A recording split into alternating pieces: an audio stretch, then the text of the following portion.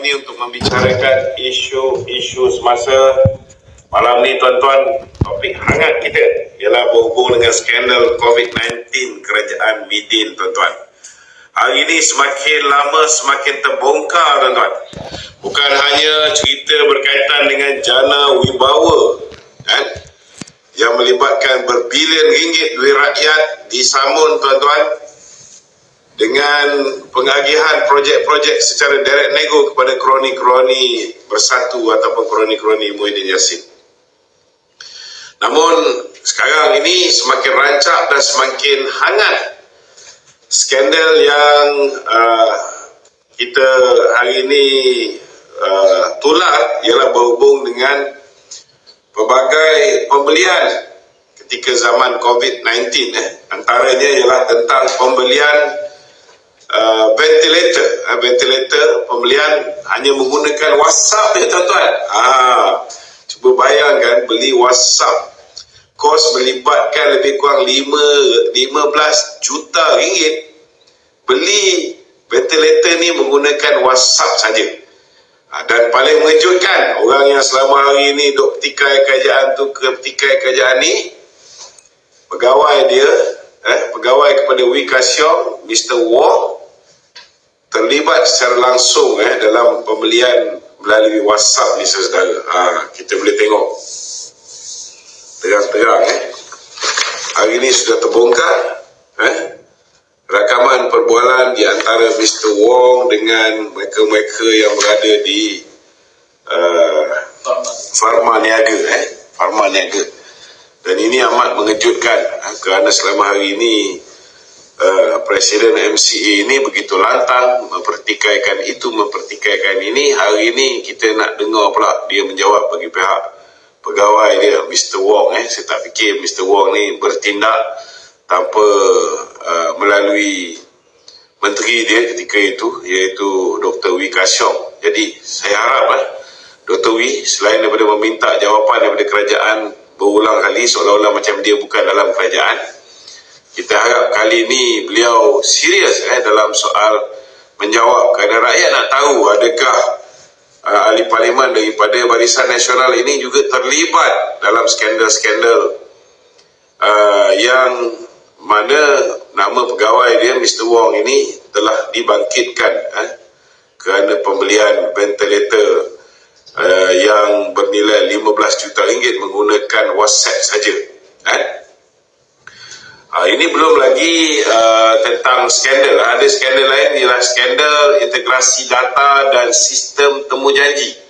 Ini lagi banyak, tuan-tuan. 70 juta ringgit, saudara. Projek ni kalau nak diikutkan tak sampai pun 100,000 boleh disiapkan. Tapi dia orang markup sampai 70 juta, saudara. Belum lagi cerita tentang skandal ambulans. 500 ambulans bernilai 300 juta ringgit telah dibeli zaman Muhyiddin Yassin. Dr. Zul, bekas Menteri Kesihatan sebelum ni, zaman Mahathir punya Menteri Kesihatan, pernah bertanya berkaitan dengan perkara ini. Banyak lagi, tuan-tuan, termasuklah orang yang paling bersih di Malaysia ni, Khairi Jamaluddin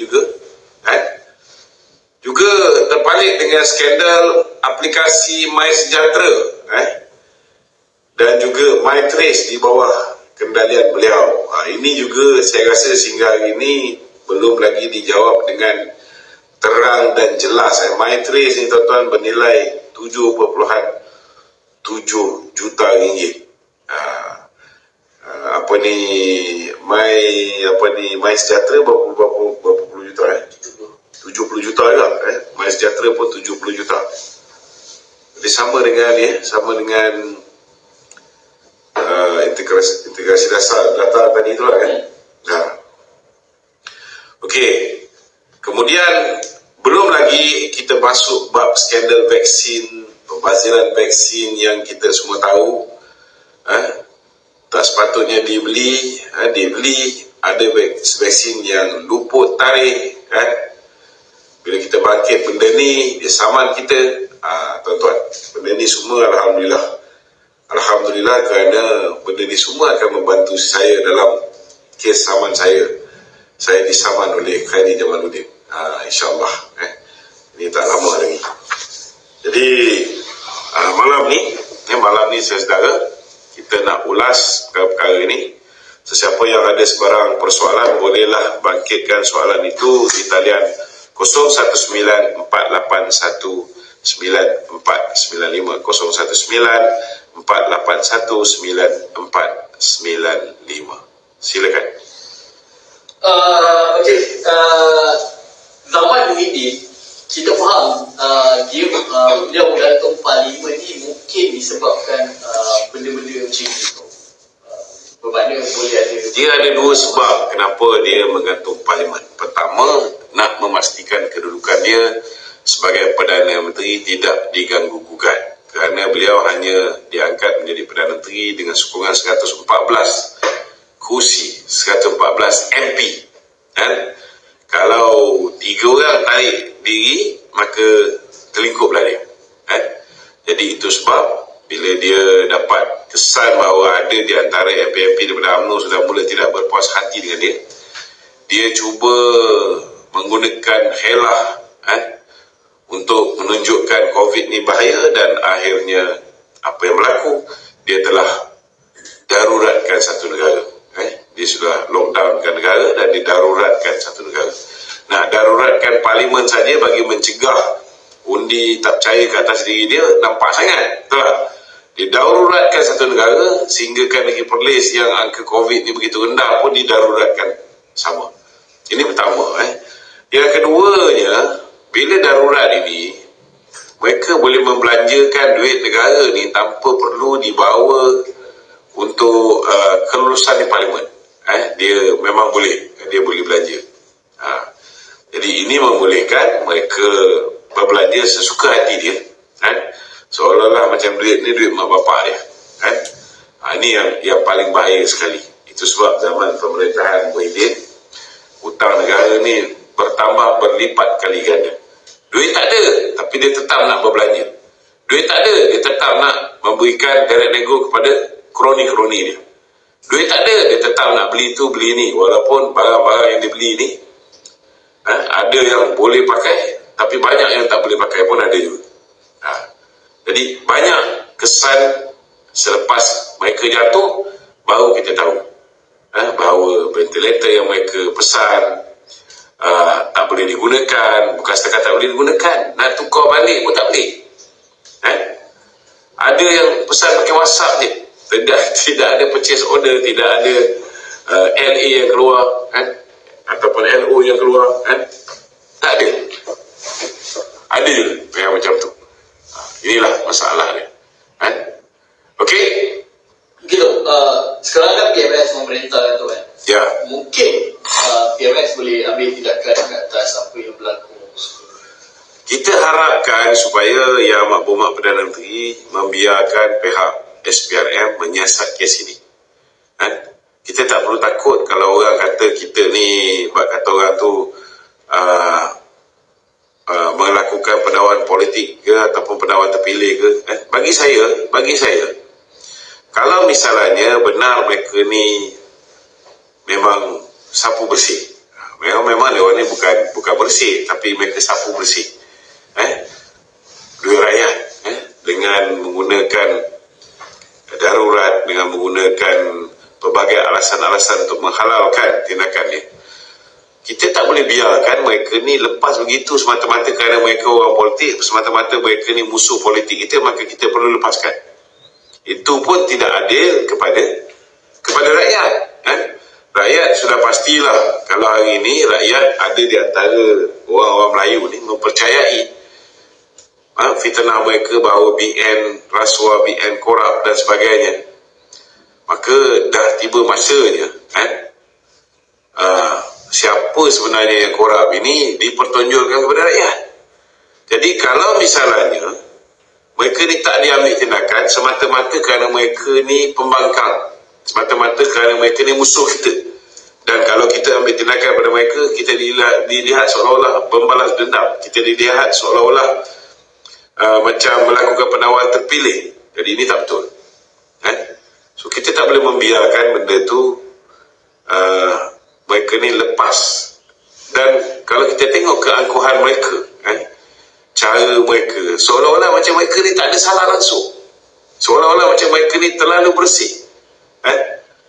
Jadi mereka perlu dihadapkan ke muka pengadilan, mereka perlu dibicarakan supaya rakyat tahu apa yang berlaku zaman pemerintahan mereka, terutamanya dalam pembelian perkara-perkara yang berkaitan dengan COVID ni. Bukan satu benda yang murah. Contohnya perolehan vaksin dan logistik vaksin ni, dia menelan belanja 3.5 bilion ringgit, 3,500 juta ringgit. Sewaan dan utility 333 juta. Perkakasan bekalan pakai habis, disposable ni, dan pelaksanaan pemberian vaksin 260 juta ringgit. Pembersihan dan sanitasi, ni yang ramai orang ni. Ini pun berpuluh juta ni. Sagu hati sukarelawan bukan kesihatan pun berpuluh juta melibatkan. Integrasi data dan sistem temu janji macam yang tadi tu, yang KJM itu 70 juta. Program community outreach, kemudian sagu hati sukarelawan, surveillance pasca imunisasi, ada juga ni. Penyumber luaran pengamal perubatan swasta pun ada yang melibatkan 210 juta ringgit. Kontingensi dan luar jangka 110 juta ringgit. So benda-benda ni kita perlu benarkan SPRM siasat dengan sedalam-dalamnya supaya rakyat tahu siapa sebenarnya yang korup, siapa yang kurang. Tak boleh dilepaskan juga. Sebarang usaha mengelakkan daripada benda ni dibicarakan, sama seolah mengkhianati rakyat. Rakyat perlu tahu apa yang dia nak buat ketika mereka berada dalam kerajaan. Jangan ingat puak-puak bersatu, puak-puak PAS ni bersih. Tak semuanya bersih. Banyak yang sapu bersih. Itu sebab dari segi kestabilan memang dia orang stabil, duit banyak. Memanglah stabil, dia orang boleh bagi duit pada pengundi dia. Okey Dok. Sultan ni kita masuk ni Sultan nampaknya geng-geng Perikatan Nasional begitu panas pada malam ni. Kerja dia memaki je, nak jawab tak boleh jawab, tak ada idea, dan dia dah mati hujah. Habis dia kata kita anjing DAP je. Itu je lah dia mampu cakap. Inilah mentaliti dia orang. Betul. Soalan saya dulu Sultan Perak kemarin bertitah mencari keburukan, konspirasi mengaitkan dan menyebar fitnah perlu dihentikan. Ini menjurus terus kepada legalitas. Tak panas sikit. Tak panas sebelah sini. Ya, kita sebenarnya sultan-sultan kita ni dah banyak kali dah bertitah. Tapi kadang-kadang ahli-ahli politik kita ni, terutamanya pembangkang ni, tak faham bahasa. So dah tiba masanya lah untuk kawan-kawan pembangkang ni dengarlah sikit apa nasihat bagi dari tuanku. Kalau tuanku cakap berhentilah memfitnah, berhenti. Kalau tuanku cakap berhentilah menonggak agama, cukuplah. Sampai bila nak menonggak agama tu? So dengar sikit lah. Kita ni mengamalkan sistem pemerintahan raja berperlembagaan. Jadi kita kena pastikan bahawa kita juga mendengar pandangan ke bawah dari tuanku, raja-raja Melayu, dan juga yang di-Pertuan Agong. Sikit hari lagi tahun depan, awal tahun kita akan dapat yang di-Pertuan Agong yang baru pula. Itu lagi tegas. Bersiap sedia lah. Siapa yang cuba nak mewujudkan ketidakharmonian, siapa yang cuba nak mewujudkan ketegangan kaum, siapa yang cuba nak melumpuhkan ekonomi negara kita ni, jangan terkejut. Sultan Johor ni bukan macam Sultan negeri lain, ada special sikit. Okey. Begitu.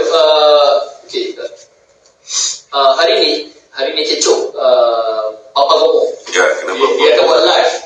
Ya. Dia kata kerana kebiadaban DAP ni berkenaan berkenaan dengan status ataupun ada satu gerakan akhbar terhadap Teresa Kok? Saya dah baca Teresa Kok sudah pun menafikan.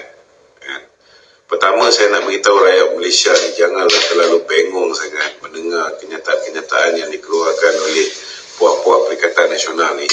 Sebab mereka ni tidak akan berhenti daripada mengeluarkan kenyataan-kenyataan seolah-olah macam ni lah, DAP anti-Israel, anti-Palestin.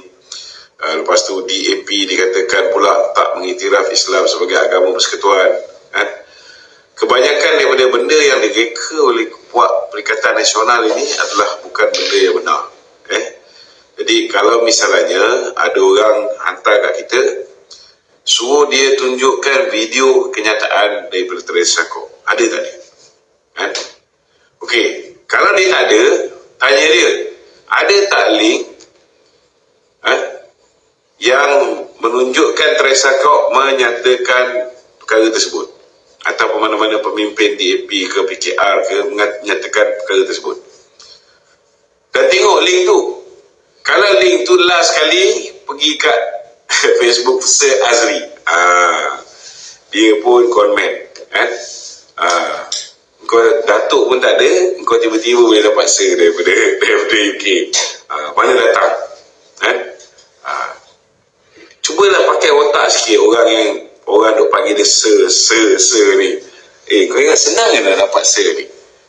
Sultan Abu Bakar tu adalah title Sir tu.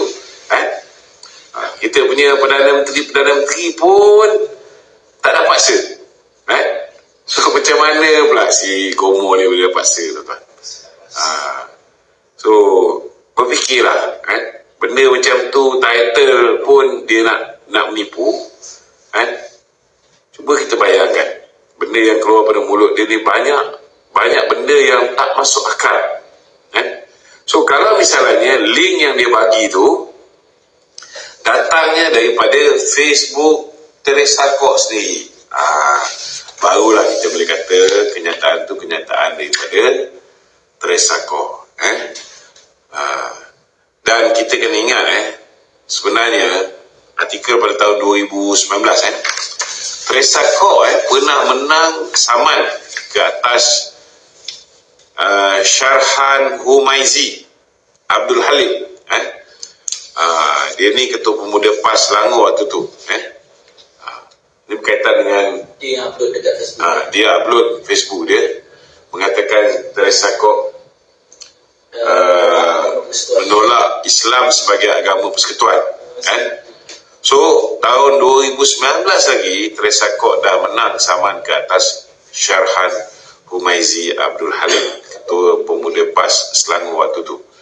So kalau lepas ni Teresa Kok nak buat duit tambahan, bolehlah lanjutkan saman tu kepada Pak Pukari, kepada Papa Gomo, kepada siapa nama budak mamak yang apa ni, bukan Rafiq apa benda,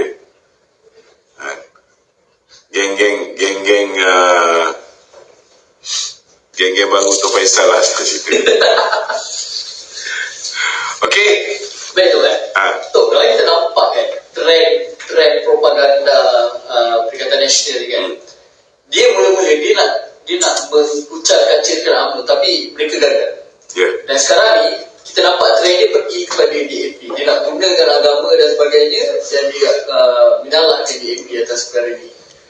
Selama hari ini memang mereka nak buruk kita melalui DAP. Cuma bezanya kebanyakan daripada isu yang dia bawa, isu 3R ini, benda ni semakin hari semakin orang celik. Orang boleh tahu sama ada benda tu betul ke tak betul. Dan orang pun boleh nampak yang dia orang cakap DAP cakap macam ni, itu zaman DAP dengan Mahathir, zaman DAP dengan Bersatu. Lepas tu orang tengok dia cakap dulu DAP sekarang ni macam ni. Itu zaman DAP dengan PAS. Tapi masa DAP dengan UMNO, ada tak dia buat macam tu? Tak ada. Sehingga hari ni Alhamdulillah, kalau ada pun yang telah mengeluarkan kenyataan yang mengguris hati pejabat awam Bumi Putra contohnya, macam Ramasamy. Apa jadi pada Ramasamy? Ramasamy ditegur oleh Anthony Loh dan kemudian digugurkan daripada menjadi calon. Bukan setakat digugurkan jadi ketua menteri, timbalan ketua menteri Pulau Pinang, jadi calon pun tak dapat. Begitu tegasnya DAP. Sekacik dan biasa. Lepas tu kita tengok orang macam Tony Puah, lancang sangat mulut dia. Last kali dia pun tidak dicalonkan dalam pilihan raya, baik pilihan raya umum begitu juga dengan pilihan raya negeri. Ini menunjukkan bahawa DAP begitu menjaga hubungan baik dia dengan rakan-rakan dalam kerajaan perpaduan. Dan hari ini mereka cukup berhati-hati dalam mengeluarkan kenyataan.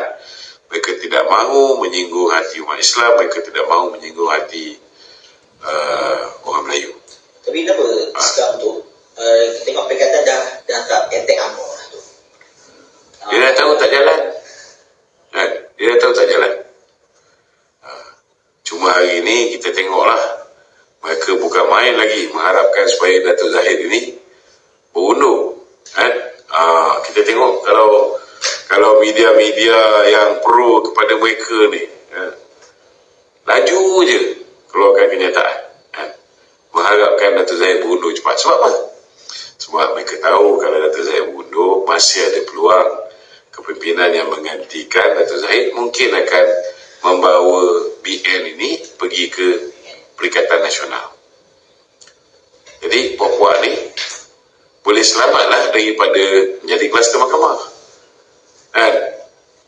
Yang mana yang tak dapat jadi menteri zaman Datuk Seri Anwar mungkin ada peluang menjadi menteri. Itu yang lantang dia, selalu je bangkit isu-isu rakyat. Bila time kau menjadi menteri, tak ada pula kau bangkit. Bila kau tak jadi menteri, bukan main lagi. Padahal kita dalam kerajaan. Inilah dia. So kita gunakan akal kita, kita nilai setiap tindakan puak-puak ni, adakah mereka benar-benar ikhlas ataupun tidak. Okey? Tapi tu, saya apa tapi? Ini pandangan saya Saya tak nampak tau macam kerajaan perpaduan ni membina naratif untuk menarik minat anak-anak muda menyokong parti komponen kerajaan perpaduan ni. Tapi kita nampak di pihak Perikatan Nasional ni, mereka menggunakan legend, menggunakan 3R dan sebagainya yang senang untuk memanipulasikan pengundi-pengundi muda ni. Kita kena faham, kerajaan hari ini fokus dia ialah selesaikan masalah rakyat dulu. Okey? Pertama, masalah ekonomi rakyat. Dengan keadaan inflasi kita, alhamdulillah sekarang ni inflasi kita dah semakin rendah. Kenaikan harga barang ni dapat dikawal dengan cukup baik berbanding dengan bulan Ogos tahun lepas. Dengan sekarang ni jauh beza. Sekarang ni dah tinggal 1.9 saja persen. Kita pun mengharapkan kita punya kadar defisit, maknanya lebihan belanja berbanding dengan pendapatan negara ni semakin hari semakin turun. Dan kerajaan ke arah itu. Dan kita pun mengharapkan supaya pembaziran dari segi subsidi yang tersasar. Subsidi patut diberi pada orang yang betul-betul memerlukan, tapi banyak diberi kepada golongan yang senang, yang kaya, lebih daripada golongan yang yang the B40 ataupun yang miskin tegar. So nak kata kita langsung tak sentuh soal orang muda pun tak betul juga. Banyak juga dalam belanjawan perkara-perkara yang berkaitan dengan orang muda juga disentuh. Perkara-perkara yang berkaitan dengan kepentingan anak-anak kita, sistem pendidikan kita, belia kita, semua disentuh dengan cukup mendalam dalam belanjawan. Memanglah tak nampak kita fokus menarik sokongan politik. Konteks politik. Dalam konteks politik tu mungkin tak nampak, sebab kita lebih kepada kesejahteraan rakyat. Tapi pembangkang memanglah dia memainkan sentimen yang menyentuh emosi. Sentimen agama menyentuh emosi, sentimen Melayu menyentuh emosi, sentimen Nak kata dia punya nak tarik sokongan raja-raja, dia lagi kurang ajar pada raja. Kan? Mana-mana. So benda-benda macam ni. So rakyat sekarang ni pun saya tengok orang muda pun, mereka pun boleh berfikir. Tak semuanya macam dulu. Dulu mereka telan bulat-bulat. Tapi sekarang ni tak, insyaAllah. Terutamanya mereka yang duduk di urban areas. Kalau macam kat Kelantan, Terengganu ni, mungkin payah sikit lah. Payah sikit. Dia orang apa jadi pun yang penting PAS. Sebab dia beranggapan bahawa PAS tu Islam tu PAS. Masuk PAS, masuk syurga. Masuk parti lain ni, masuk neraka.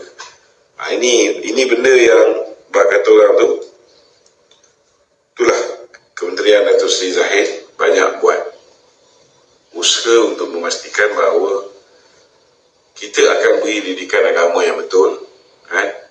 Kita tak nak orang bazir masa atau anak pergi pasti dan anak-anak ni pemikiran dia rosak. Itu sebab sekarang ni silibus bahasa Arab, silibus mini tahfiz akan diajar di Tabika Kemas, supaya anak-anak kita boleh dihantar ke Tabika Kemas dan mereka ni tidak akan dipengaruhi dengan politik PAS di usia muda. Sebab kalau kita biarkan anak-anak kita daripada usia muda ni dirosakkan pemikiran oleh cikgu-cikgu PAS ni, maka akhirnya mereka akan terus hanyut bersama dengan PAS. Itu sebabnya kita hari ini nak pastikan bahawa kita rapatkan diri kita dengan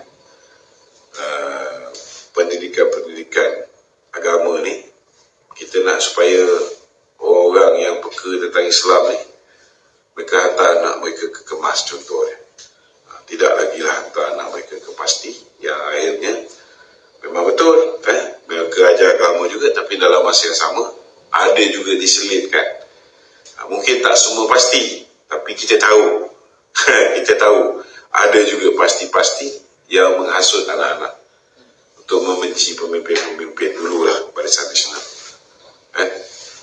Doktrin. Mengindoktrinasi daripada kecil lagi. Okey? Melihat keadaan sekarang kan, bila kita tengok kepimpinan, ada yang ni. Okey, kita ada seorang Sazali Zali. Okey, boleh layan. Kita layan sikit. Assalamualaikum. Sazali. Assalamualaikum. Waalaikumsalam. Waalaikumsalam warahmatullahi. Silakan Sazali. Apa khabar tu? Baik, alhamdulillah.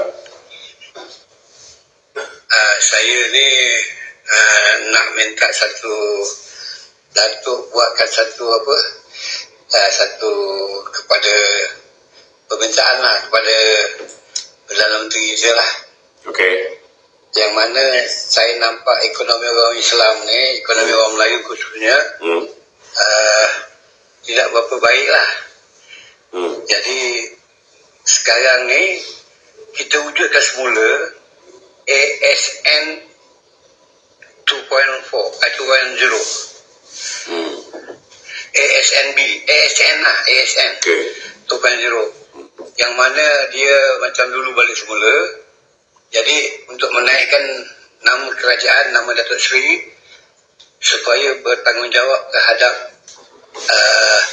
terhadap rakyat dia. So rakyat ada peluang membeli saham di syarikat-syarikat saham yang terbaik lah. Macam mana dia peruntukkan dulu 30% untuk memputera. Ya.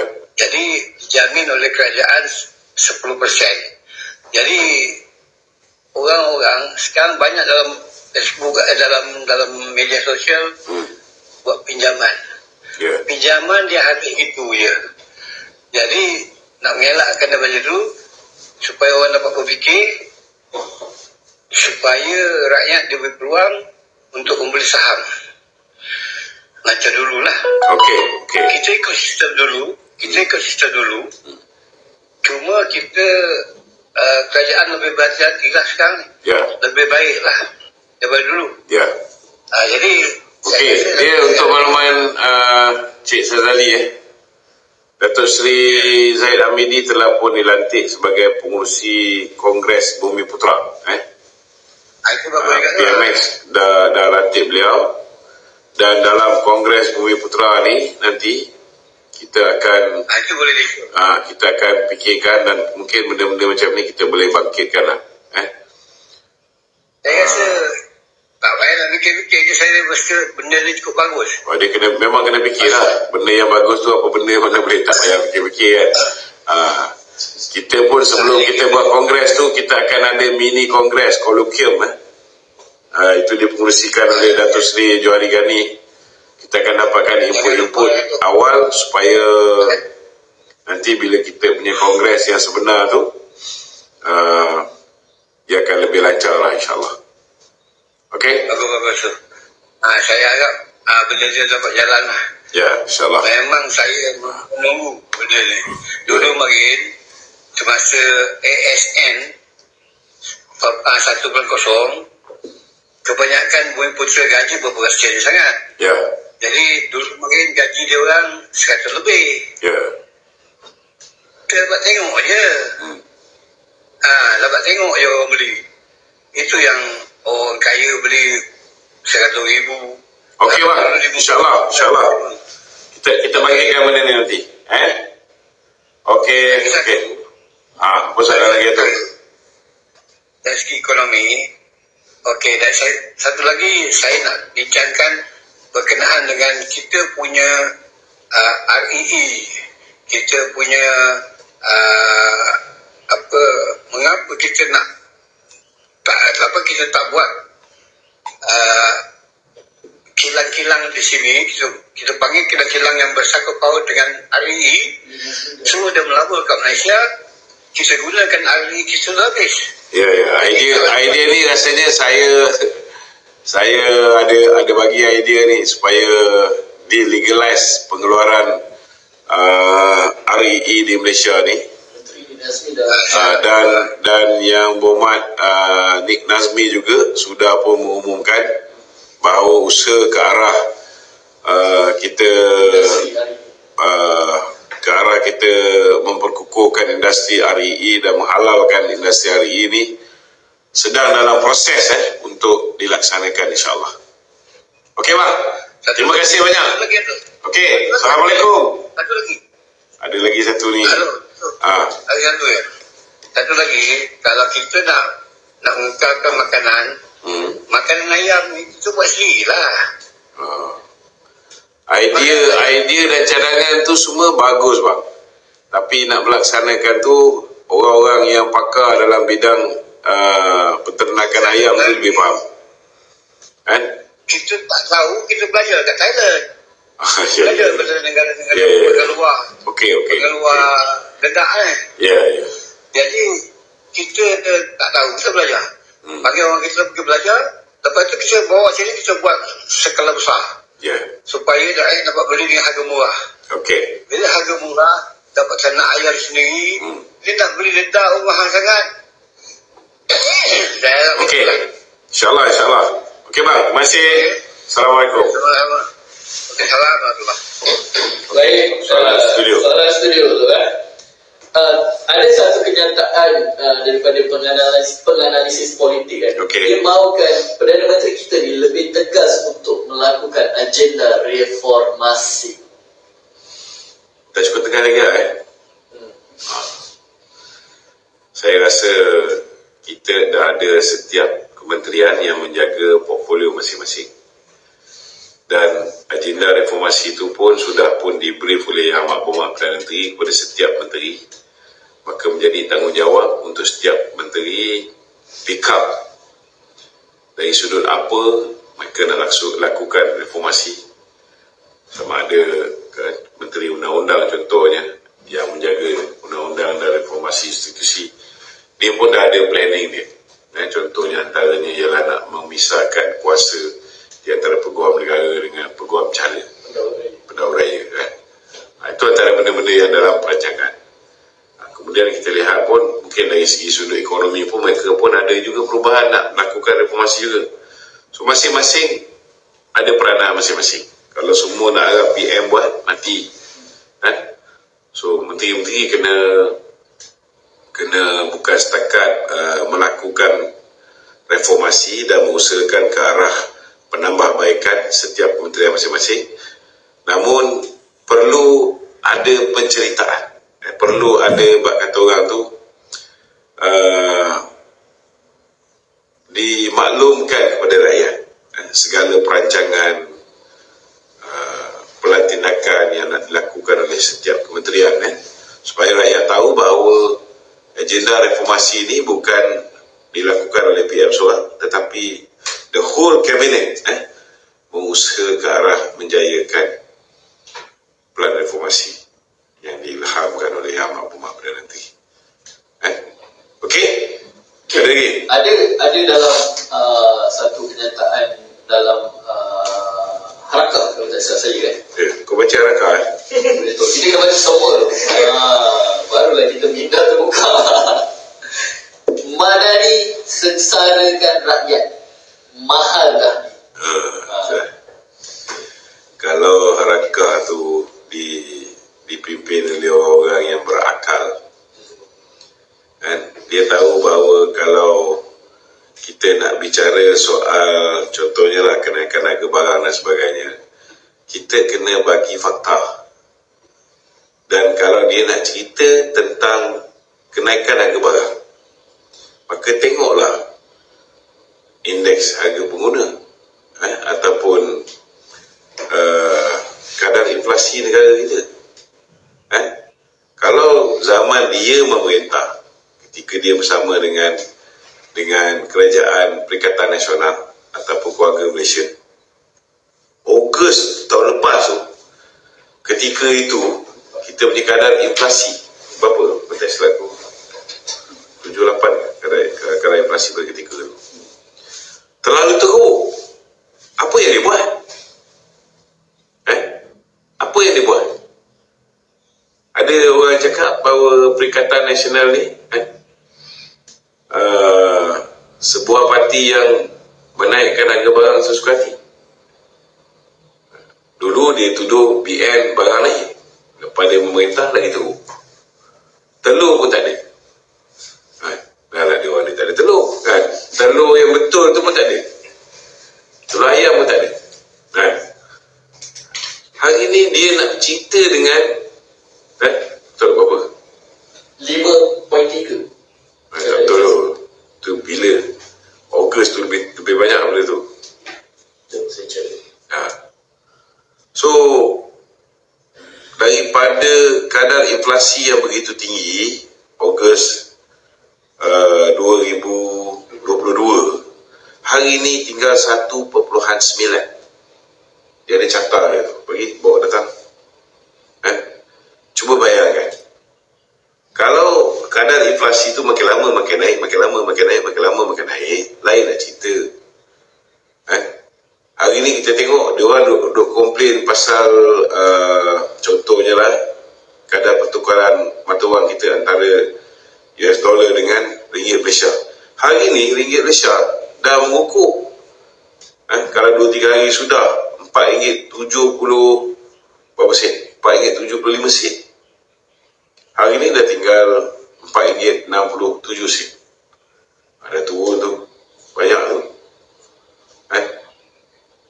So itu belum lagi kita repair kita punya OPR. Tak ada pun kita naikkan OPR kita, tapi kita bawa masuk pelabur-pelabur.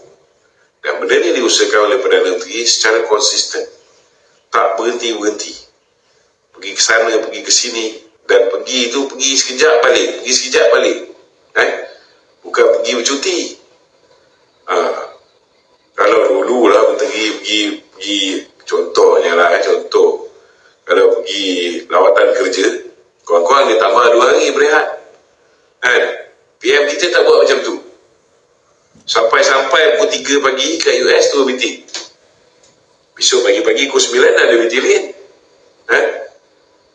Pergi ke Saudi pun macam tu, pergi ke negara-negara Arab lain pun sama. So cuba bayangkanlah, nak macam mana lagi? Nak macam mana lagi?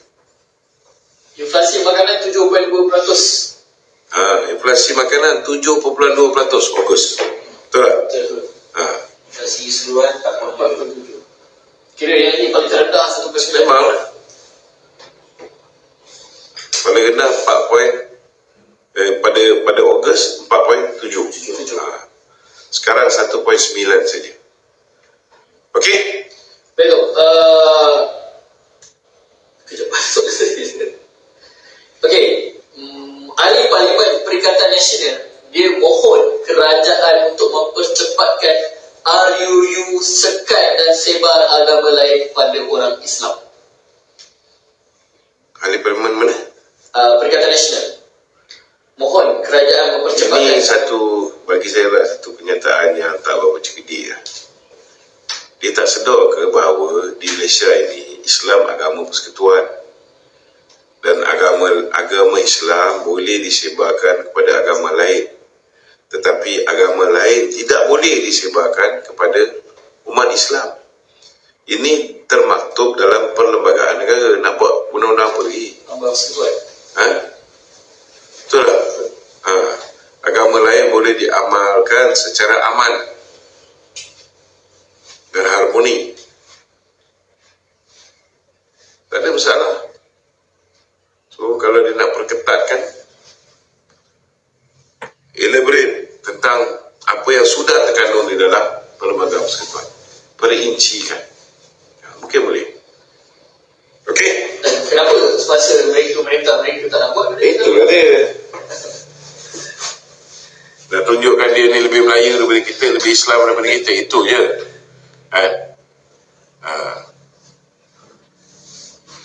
Tapi bila dia buat apps PAS tu, last kali kata ya, rupa-rupanya buat apps tu syarikat judi online.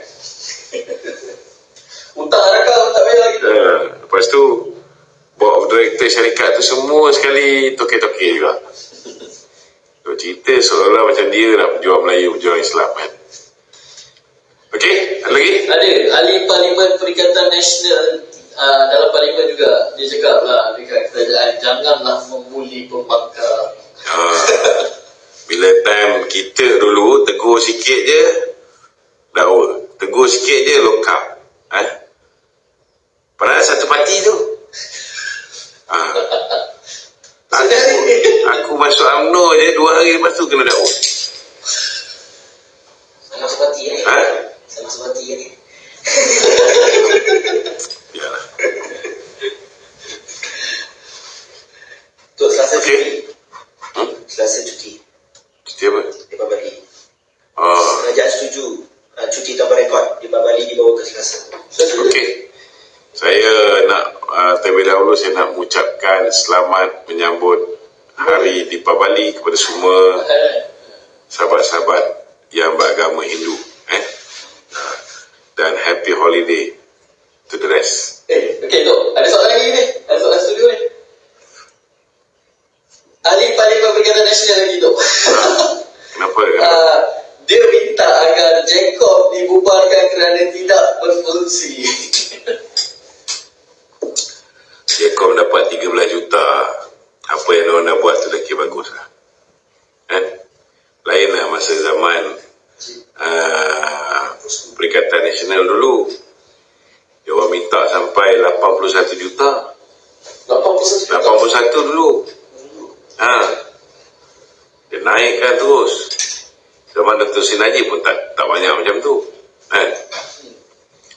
So dengan apa peruntukan yang ada, sekadar untuk lepas soal emolumen. Janganlah aspek bulan dan bintang semua benda Jacob nak selesaikan. Tak boleh. Media ni banyak belanja. Banyak belanja ni. Tapi orang tak faham. Kita ketawakan je lah. Jangan bazir masa lah nak melayan kerena puak-puak Perikatan Nasional ni. Zaman dia orang menguasai kerajaan pun mereka make full use of Jacob. Dan dia empower Jacob. Dia bagi macam-macam. So sekarang ni dalam keadaan Perdana Menteri merasakan fokus perlu dibuat kepada menyelesaikan masalah rakyat dulu. Dan dalam keadaan beliau mewarisi kerajaan yang mempunyai hutang 1.5 trilion. Dia nampak dia kena selesaikan masalah rakyat dulu.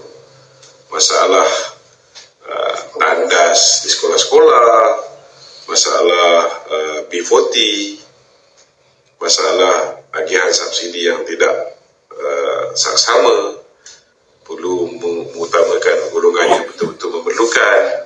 Dia nak betulkan benda ni semua. Tapi perlu diingat bahawa media memainkan peranan. Kadang-kadang kalau kita buat banyak benda baik, tetapi media tidak melaporkan kebaikan yang kita buat, orang akan beranggapan kita tak buat. Benda tu penting, sangat penting. Saya yakin Perdana Menteri ada orang-orang media yang pandai buat media ni. Dia akan memberikan nasihat-nasihat yang betul kepada Perdana Menteri, insyaAllah. Okey? Kak, ada soalan? Ada ke? Ada yang nak naik ke? Tak ada lah. Walaupun tak banyak. Tak ada. Okey, itu ada satu isu berkenaan dengan takbir solidariti Palestin di sekolah ni. Ada yang mendakwa kita ni Islamofobia lah, tak boleh bertakbir di dalam sekolah dan sebagainya. Pandangan peribadi itu betul ke? Pandangan peribadi saya, perkataan Allahu Akbar ni ialah Allah Maha Besar. Kan? Tidak ada siapa patut melarang umat Islam daripada melaungkan Allah Maha Besar. So jangan jadikan takbir itu slogan PAS. Itu penting. Takbir ni bukan PAS punya slogan. Ini ialah slogan agama Islam. Kan? Tidak bermakna kalau kita bertakbir kita tidak menghormati agama lain. Kita kena ingat bahawa Islam itu agama persekutuan. Maka tidak ada sesiapa pun boleh melarang umat Islam daripada melaungkan takbir. So janganlah mengeluarkan kenyataan-kenyataan kalau boleh yang boleh menyebabkan, kita tahulah keadaan rakyat Malaysia ni pun kadang-kadang tak bercerdik. Banyak yang tak cerdik daripada yang cerdik. So ramai yang bila dengar je orang kata, oh ini kerajaan tak bagi orang bertakbir, terus terima bulat-bulat. Padahal penjelasan ni panjang. So you got to choose the correct word when you want to say something. Pilih ayat yang betul-betul supaya ayat tu tidak dipotong, dipendekkan sehingga backfire pada diri kita balik. So kena cakap tu kena jelas. Dan setiap kali kita on air ke, setiap kali kita bercakap dengan wartawan, make sure you record. So bila ada puak-puak walaun ni, tahulah kerja dia orang ni memang memfitnah. Bila dia orang spin, dia orang potong ucapan kita, kita keluar ucapan penuh bagi penjelasan. Tapi macam biasalah, bila orang viralkan, kita cakap benda yang pendek, yang diedit. Contohnya oleh Ketua Muda PAS yang edit aku punya ucapan tu, laju je orang tolong share. Bila kita jawab, orang yang nak tolong share tu kurang sikit. So orang akan beranggapan bahawa yelah, ramai orang dengar apa yang kita cakap sedangkan benda tu diedit, tetapi orang yang dengar jawapan daripada kita tu tak ramai. Ini pun akhirnya akan menyebabkan kita jadi mangsa. Tapi itulah rakyat Malaysia. Tak semua berfikir, tak semua tabayun, ataupun cek apa yang mereka peroleh. Banyak yang percaya bulat-bulat. Okey? Tapi benda ni tak sepatutnya dipolitikkan lah. Kita kalau tak nak benda ni dipolitikkan, kita hati-hati dengan apa juga perkataan yang kita nak keluar daripada mulut kita. Kalau dah tahu musuh kita tu sentiasa mencari peluang untuk kita silap cakap, maka hati-hatilah. Hati-hati. Memang mereka akan buat. Kadang-kadang kita tak salah, kita hati-hati. Penjelasan kita panjang, tapi dia orang potong pendek, dia jadi tak cantik kenyataan kita. Itu sebab bila nak edit video tu, kena make sure pakai otak. Bila kita beritahu pun, dah beritahu lah. Jangan ayat tu tergantung. Mula tu kena betul. Dengarlah nasihat orang tua kan. Dengar. Kadang-kadang orang muda ni memang macam tu. Dah lah daripada parti muda kan. Saya happy tu. Happy kan. Okey.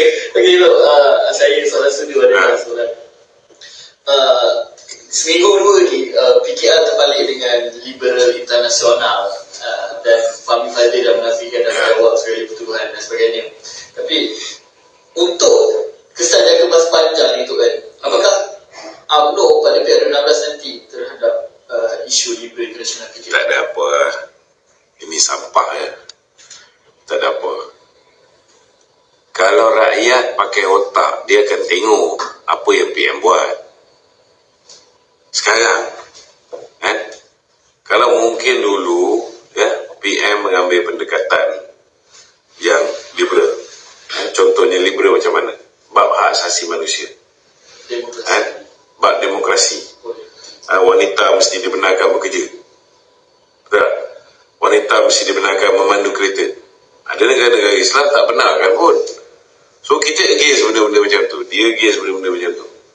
Tetapi adakah dia liberal dalam soal akidah? Adakah dia liberal dalam soal perkara-perkara berkaitan dengan nas Rasulullah ke, ataupun perkara-perkara yang menyentuh apa ni, yang kotak ni, benda-benda yang kotak ni, benda-benda yang kotak ni ke kan? So kalau tak ada kalau solat masih lagi 5 waktu, dia tak cakap pun solat 3 waktu boleh. Kalau apa dia? Perempuan menjadi bersekatib ke? Perempuan boleh jadi khatib ke? Kalau dah macam tu, baru kita lawan.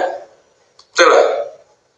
Persoalan dia tu, pakailah otak kau nak tuduh PM ni ikut Israel. Perlembagaan kita pun ada. Hari ni kalau dia nak ada pemikiran yang liberal dari segi ekonomi, contohnya macam sosialis ke kapitalis ke, kita kena tahu erti liberal yang sebenar ni, baru kita boleh buat pertuduhan.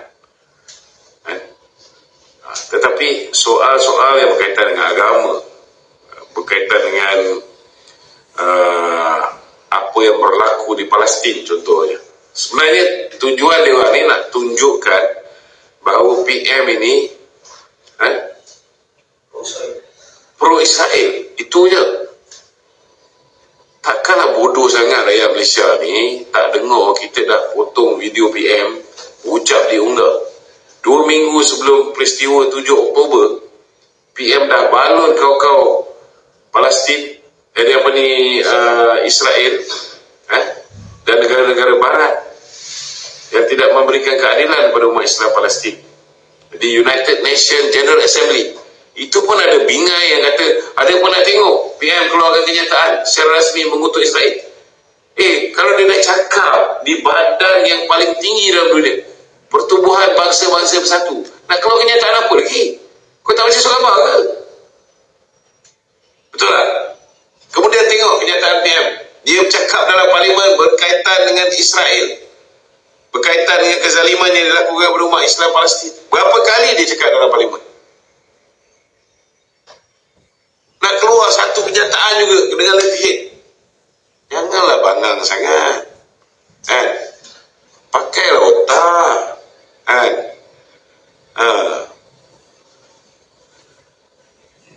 PMX ni, kalau beliau ni liberal agama, dia tak memperkasakan agama. Sebagai contoh macam dia buat UIA, pemakaian tudung, dulu tak ada tudung, Bank Islam ni semua siapa start? Dia start. Penerapan nilai-nilai Islam dalam sistem pendidikan kita, bukan Mahathir je kerja, Anwar punya kerja. Dan hari ini dia antara orang yang hebat berkempen dengan negara-negara Islam, membela Palestin, mahu gencatan senjata dihentikan, dilaksanakan. Asisi buka sepadan. Dia minta Mesir untuk buka sepadan, benarkan apa ni, bantuan-bantuan kemanusiaan masuk pergi ke Gaza, so benda ni dia lakukan. Dia pun kumpulkan orang dekat Stadium Axiata, dia bawa semua sekali duta-duta negara asing, dia sekolahkan kat situ juga dengan tegasnya, dia beritahu jangan mengugut kita, we have our own rights, untuk menyatakan kebenaran apa yang berlaku di Palestin. So masih lagi ada orang cakap dia ni pro Israel. Pakai otak lah, fikir apa lagi nak. Okey, Ada yang naik? Dia ada kat bahasa yang lain. ni tak habis lagi Syazali ni. Kenapa tu? Tak tahu lah. Okey, kalau ada orang lain boleh lah. Bagilah peluang orang lain bercakap. Okey, ada lagi? Okey, kalau tak ada, kita minta tolong sharekan live kita pada malam ni supaya kita boleh beri kefahaman kepada seberapa ramai yang mungkin. Assalamualaikum warahmatullahi wabarakatuh.